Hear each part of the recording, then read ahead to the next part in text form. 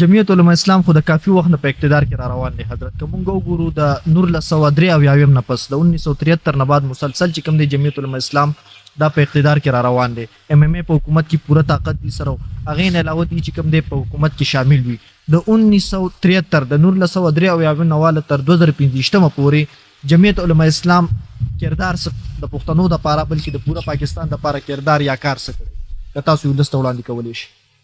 جمعیت علماء اسلام په 1973 کې د آئین سازی په مرحله کې چې کوم کردار ادا کړی دی هغه کردار مثالی دی.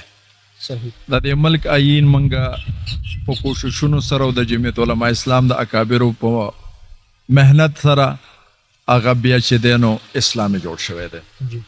جمعیت علماء اسلام دلته د اصول سیاست کوي په ملکی مفادو باندې مبني سیاست چې پس کې د ملک پیدا ده، پس کې د ملک او د جامعه خیر ده. موږ هغه سیاست کوو صرف د کرسۍ دپاره د اقتدار د حصول لپاره په جذباتي ناره باندې راوچتېدل دا د جمعیت علماء اسلام اصول نه دي. نو په دغه حوالې سره که تاسو کتلي چې کلم په قبایلو باندې په پښتنو باندې دا بده ورځ شروع شوې ده، جمعیت علماء اسلام په پارلیمنت کې د پارلیمنت نه بار خپل برپور کردار ادا کړی دی. او که تاسو د دې 20 کالو ریکارډ وګورئ چې د پښتنو دپاره مؤثر اواز چې په دلیل باندې بنا دی او صرف جذباتي ناره نه ده، دا مولانا عبدالرحمن صاحب ادا کړی دی. صحیح. د اسلام او د مذهب په حوالې باندې چې کله څه اټیک شوی دی هغې په میدان کې جمعیت علماء اسلام ولاړ دی او دفاع یې کړې ده. که په دې ملک کې د یو مظلوم قوم د حقوقو استحصال شوی دی، جمعیت علماء اسلام د هغې مقابله کړې ده او د مظلوم قوم سره ودرېدلی دی. د دې وجې نه په دې ملک کې که ته په یو جامع سیاست باندې نظر اچې نو تا ته به جامع او هماجهته سیاست هغه صرف د جمعیت علماء په نظر باندې راشي چې په دې وخت کې واحد جمعیت علماء اسلام دی چې د مذهب دی پام کوي، د پښتون دی پام کوي، د مظلوم دی پام کوي، د مدرسې او د جومات جنګ هم کوي، د ختم نبوت جنګ هم کوي، د پښتون جنګ هم کوي، د مظلوم فلسطینی جنګ هم کوي. یعنی چرته چې دنیا کې مظلوم دی نو په دغه حوالې سره زمونږ سیاست ډېر جامع دی او ډېر هماجهته دی. دا نور که تاسو وګورئ د هغې سیاستونه محدود دي. یو سړی د قوم په نوم باندې سیاست کوي خو د هغې نه دی بار وځي نه، یو سړی د غریب په نوم سیاست کوي د دغې نارې نه دی بار وځي نه.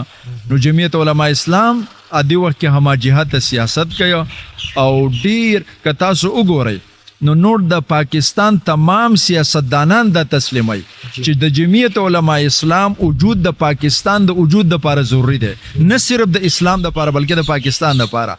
ځکه خو چې په دې ملک باندې کله مشکل وخت راځي تاسو وکتل د مولانا عبدالرحمن صاحب کور هغه د سیاست به مرکز وي نو هغې ته اپوزیشن هم را رواني، هغې ته حزب اقتدار هم را رواني او هغې ته تمام سیاسي خلک را رواني. نو گویا کې دا خبره تسلیم شوې ده چې د جمعیت علماء اسلام وجود پاکستان کې نه صرف د سیاست اسلام دپاره بلکې د ملک دپاره د وطن دپاره او د دې د وجود دپاره ضروري ده. صحیح حضرت. تاسو چې څنګه ذکر وکړو چې اکثر مونږ دا ګورو چې د حضرت د مولانا فضلالرحمن صاحب کور چې کوم دی سیاست مرکز دی، هر رنګه خلک ورته راځي. اوسنۍ چې کوم د سیاست منظرنامه ده نو هغې کې یو وارې بیا مولانا فضلالرحمن صاحب چې کوم دی هغه سرګرم عمل دی. PDM چې کله جوړ کړی شو د تحریک انصاف حکومت مات کړی شو، د هغې غټه فایده چې کوم دی هغه تحریک انصاف ته ورسېده، ځان یې مظلوم ثابت کړو. اوس بیا سپریم کورټ چې کوم دی فیصله اورولې د هغې په باره کې، حالانکې هغې اپیل کړی هم دی خو سپریم کورټ کړې دا فیصله. نو که چېرته دغه حکومت مات شو او نوې حکومت جوړېدو نو تاسو به د هغې حصه جوړېږئ که نه؟ او که تاسو د هغې حصه جوړه شي او دغه حکومت مات شي نو چونکې دا فایده به واپس تحریک انصاف ته ونه رسي، به بیا مظلومیت ښکار نه شي. اصل کې هر قضیه چې په دې ملک راځي هغې ته په دوو نگاهو سره کتل وي، یو په آئینی نگاه سره یو په سیاسي نگاه سره.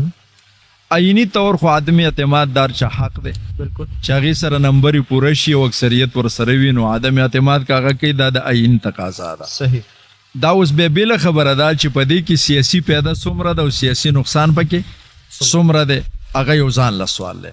ما خیال دا دی چې جمعیت علماء اسلام په سیاسي مصلحتونو باندې واقف دی.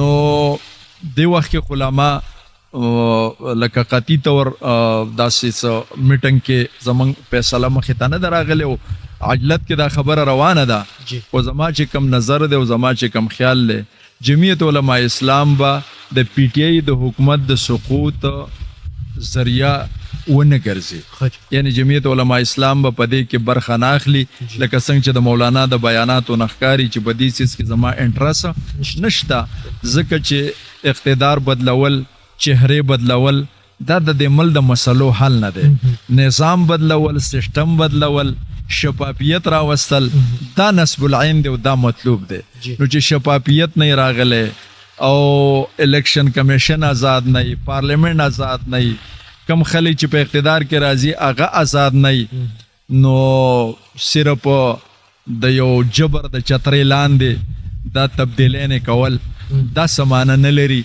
نو زما په خیال دی چې جمعیت علماء اسلام باندې برخه نه ګرځي صحیح